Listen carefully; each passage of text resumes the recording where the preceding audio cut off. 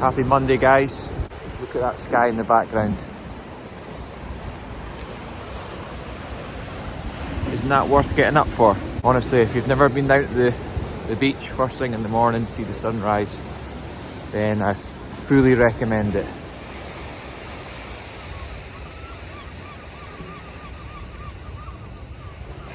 Little tip for a Monday, guys, is to do with training. Get a session in.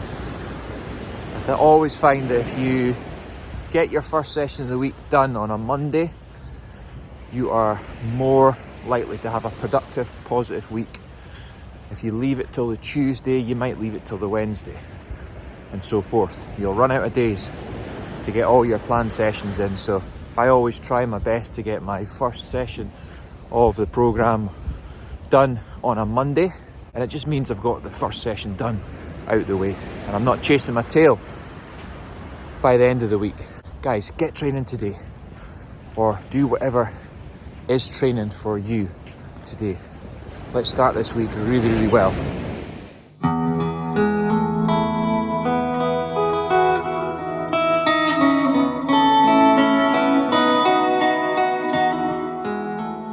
I spoke in the last episode about making your diet enjoyable and eating foods that you enjoy so that you can sustain it for longer and achieve better results. Another useful tip, which I practice as best as I can when I'm dieting, is to include as much food as possible within my daily eating and within my daily calorie intake. No, I'm not telling you to stuff your face with all sorts of foods, but what I am saying is, if you've figured out that for you to be in a calorie deficit, lose weight, but still maintain good energy levels, that you've got to consume, say, 2,000 calories. I would encourage you to eat as much food as you can for 2,000 calories, as much volume of food. So that's going to push you to eat a lot of low calorie foods, vegetables, some fruits, salads, foods that don't contain a lot of calories, but if you eat them in large quantities, it'll make you feel full. It's a psychological thing as well. It makes you feel like you're eating more. It takes longer to eat the meal. Although you're not consuming large amounts of calories, you're going through the process of eating, and I think this is really important because you want to look forward to your meals. If you're sitting down to a really small, piddly looking meal that you're going to eat in 30 seconds, guaranteed you're going to be hungry as hell a minute later, and you're going to snack on something high calorie that you don't need. So to combat that, fill that plate up with lots and lots of tasty vegetables, salads, some fruits, and see how you go.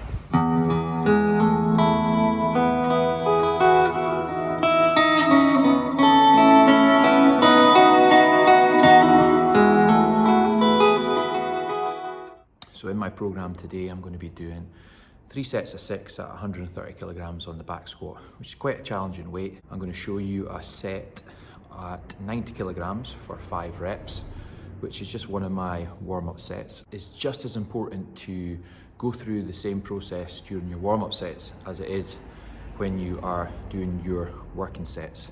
Try not to go through the motions when you're building up to your working weights. These are really, really important sets. It's really important that you get into the right mindset and you start executing every single rep as perfect as you possibly can with those lighter loads, so that when you eventually get up to your working weights, you are really switched on both physically and mentally. So before you lift the weight, visualize what you are trying to achieve. Take time setting up, go through the steps that you need to take to make sure that whatever exercise you're doing, you set up in the most effective way possible. So here I'm focusing on staying balanced on every single repetition, making sure that I'm tight through my core with my breathing, tight in my upper back, and not letting the weight travel forward, back, left or right. I like to add in little pauses at the bottom of some of my warm-up reps. I think this really helps to warm up the legs, stretch out the muscles, and just give you confidence in that bottom position. And here is my heaviest working set of hang snatches from the knee. 60 kilos for 3 reps. It was quite a tough set, but very happy with those 3 reps. So guys, it's Tuesday. I just wanted to say thanks to everybody who has been watching the first few videos, the first few episodes. I really appreciate it. I appreciate all the feedback and the comments that people have left or sent me privately or on social media. As I said right at the very start, this is a sort of new thing to me. I feel like I'm getting more relaxed with it, better at it, and it's becoming a little bit more normal. I'm not feeling a bit silly about walking about with my phone out as much as I was at the start. I'm not sort of second guessing myself as much when I'm speaking into the camera. So it's just a little message to say, look, you might feel scared to get started with something. That might be going to the gym, for example, or starting a new exercise routine or a class. Don't be scared, guys. Just go for it. What's the worst that can happen? Since I started this, lots of positive things have happened. I'm so glad that I've done it. So just want to sort of get that message out there to you guys, that I know that there'll be lots of people that feel anxious about going to a gym, about working with a personal trainer, and that you're maybe thinking about it and then putting it off and talking yourself out of it. If you relate to it, try and use this message if you're still listening. Say, you know what, I'm just going to do it, and I'm going to take Barry's advice. What's the worst that can happen? I'm doing it for myself. I want to make myself happy. You know, I'm going to give it my best. I'm pretty sure everything will just work out perfect. So guys, give it a go. You only live once.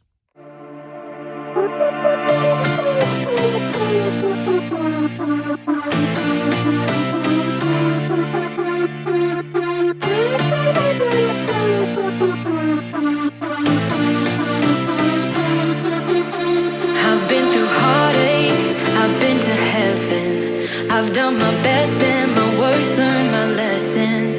No matter how hard my life would treat me, I'd always get right back up, never worry.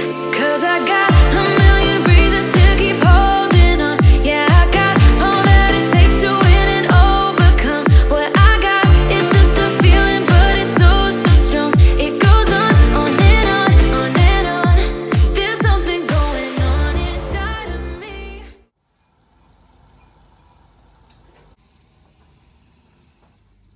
So guys, I've got a baby dinosaur egg and we're going to poach it today. I'm only joking, it's a goose egg. As you know, my poached eggs are very good. I've already dropped the egg, as you can see. Here's hoping no shell in there. If you're wanting to know how I get my eggs really good, obviously boil your water. Make sure it's hot, not too hot. I'm a bit disappointed that I've got it bubbling away as hot as that. Usually a little bit less heat. Bit of salt, that's it. No stirring it around or anything like that. Right, here goes.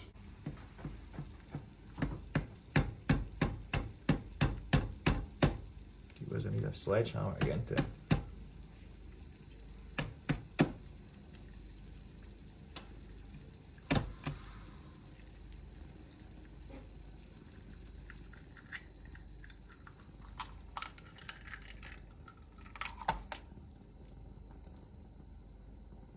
Oops.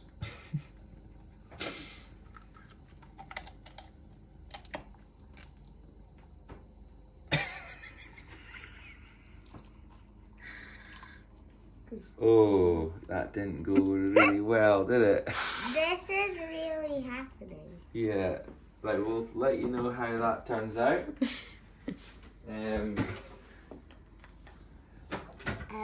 I don't think that looks good. No.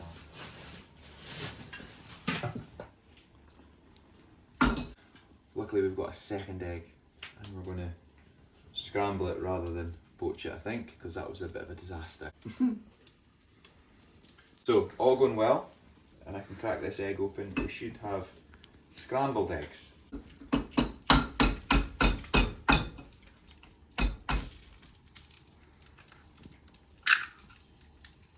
There we go. Round of applause for Daddy, please. Right, let's get something to scramble that with.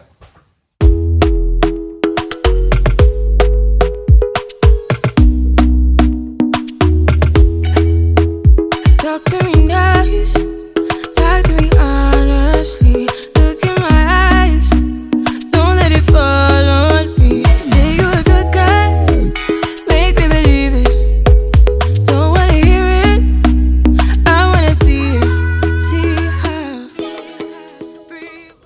So as I'm starting to track calories, I wanted to put together a lot of items that commonly people don't track, or they forget to track, or they think that because they're in such small amounts that they don't need to track them. When in actual fact, the case is you need to include everything that you're consuming when you are trying to track your overall calorie intake. You may consume these foods in small amounts and maybe infrequently, but most of these foods are relatively high in calories for the amount that you're consuming, particularly when you're speaking about oils and butters and using oils and butters to, say, cook other foods like meat, chicken, etc. My point here is that all these foods are items that we can either reduce, completely eliminate, or find lower calorie alternatives for. And I'm a big fan of making really small changes that have big impacts. So a couple of changes that I've made have been to not put butter on my toast, to use a low-calorie alternative for cooking, and to reduce the overall alcohol intake that I consume over the course of a week. Show us the fridge, Jen. Okay. So, we've got some Stella. Oh. We've got a wee Corona. Quality. We've got a grenade shake. Protein. Some Fushti mango. That's mine, that's been there for a few weeks. And quite a few punk, Hazy Jane. Got some fever tree there, I see. Yeah. If we want a gin and tonic. The Elvis juice, some tonic for some gin. This is a gym, is it? Yep. Last time I looked. What have we got on the side there? It looks a bit healthier. Oat milk. Oat milk. Whose is that? I assume that's Chris's. And some HP sauce. There is some chicken, I think, but I don't know whose that is. Don't know. It's not mine. Is that just chicken? I have no idea. Nice Tupperware though.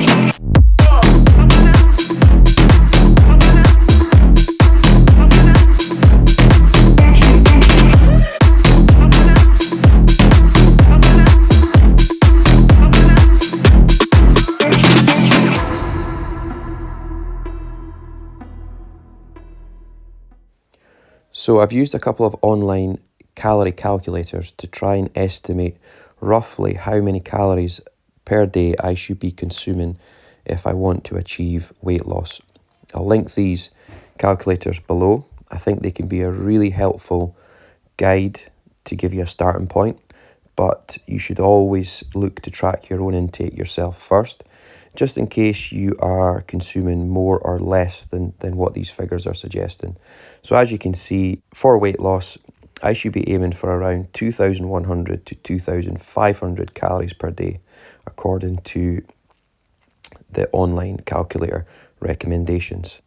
They've also suggested that my protein intake should range between 132 grams and 158 grams per day. This works out as 1.5 to 1.8 grams of protein per kilogram of body weight. From my own tracking using MyFitnessPal over the course of 4 different days, I was consuming calories that ranged between 2,500 as my sort of lower end and 2,800 as my higher end. And my protein intake has ranged between 140 grams per day and 170 grams per day, which is a little bit higher than the recommendations above. And this works out at roughly 1.6 to 1.9 grams of protein per kilogram of body weight. So as you can see, I've been consuming calories that are in line with the recommended calories for maintenance while still losing weight. So I'm losing weight at higher calories than the recommendations. This is a really good place to be because you always want to be consuming as much food as possible while still losing weight. This gives me a bigger window to make future adjustments to my calories should weight loss stall. So I've decided to aim for between 2,500 and 2,800 calories per day for the next couple of weeks. I'm confident that as I've been consuming this number of calories and still losing weight to this point, that this will continue at least for the short term. If my weight loss progress stalls, then I can always adjust and move more closely to the recommendations that were given. I've given myself a window of 300 calories, ranging between 2,500 and 2,800, because some days I will be more active than others. Some days I'll be hungrier than others. So I'm not going to be too rigid and aim for one specific figure. I'm going to aim to stay between those figures. And on the days that I feel like I need more food and I need more energy, I'll push the calories closer to 2,800. And on the days that I feel I don't need as much food or as much energy, I will drop them closer to 2,500. I'm not going to set myself a carbohydrate or fat target. I'm only going to focus on staying between the calorie target set and making sure that I achieve my protein target. This will keep things really, really simple and allow me to eat more carbohydrates on some days, which means less fat, and then more fat on other days, which means less carbohydrates.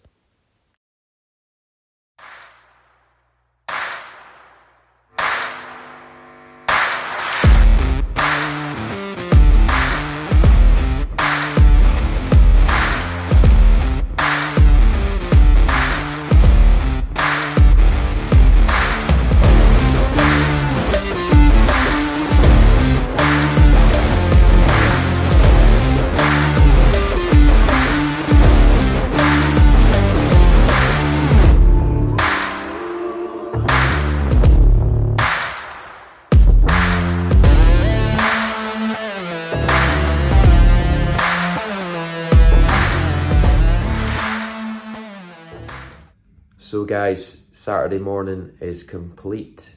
2 really, really good classes where we had 13 in the first class, 14 in the second, and every single person really pushed themselves. One of the things that I see in people that achieve better results versus maybe people that don't achieve as good results in similar time frames is consistency. So those that are consistent with their training regime, consistently applying effort to improve their lifestyle and their nutrition, are making progress at a faster rate than those that are maybe inconsistent. And I know this sounds really, really obvious to say, but it's something that I feel is really important to cover because a lot of people are wondering why they don't achieve results and they're not seeing that they're not actually consistent. They're not actually seeing that their approach isn't as consistent as they hoped. Maybe on paper it's consistent. I'm going to train 4 times a week. I've got a training program where I follow 2 different sessions in the gym and I attend 2 classes. How often do you do 4 sessions?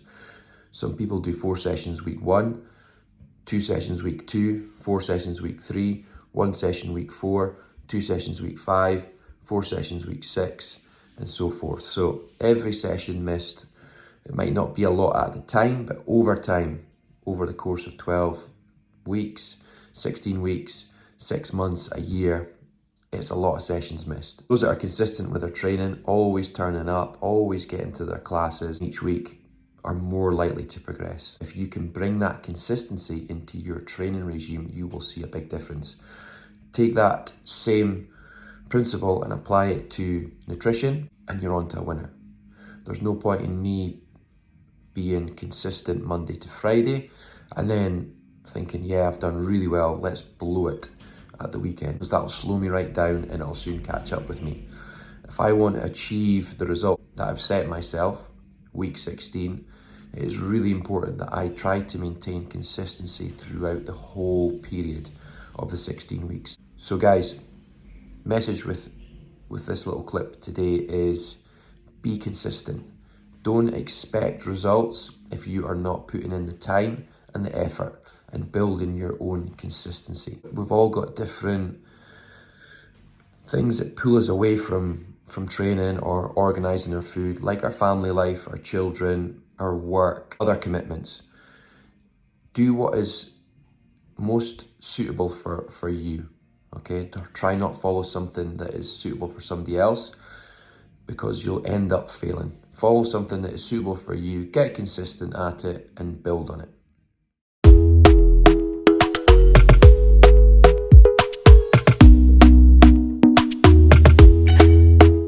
Talk to me nice, talk to me honestly. Look in my eyes, don't let it fall on me. Say you're a good guy, make me believe it. Don't wanna hear it, I wanna see it. See how rewind, when we rewind.